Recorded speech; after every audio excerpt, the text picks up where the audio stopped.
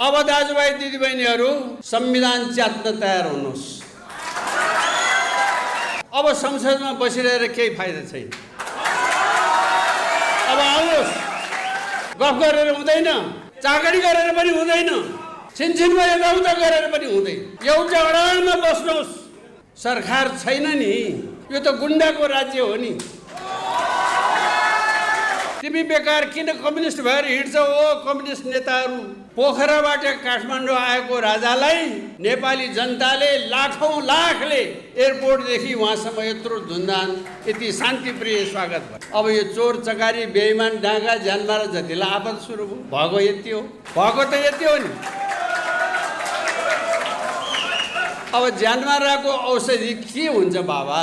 यिनीहरू आतंककारी रहेछन् भनेर त अहिले थाहा पाइयो नि।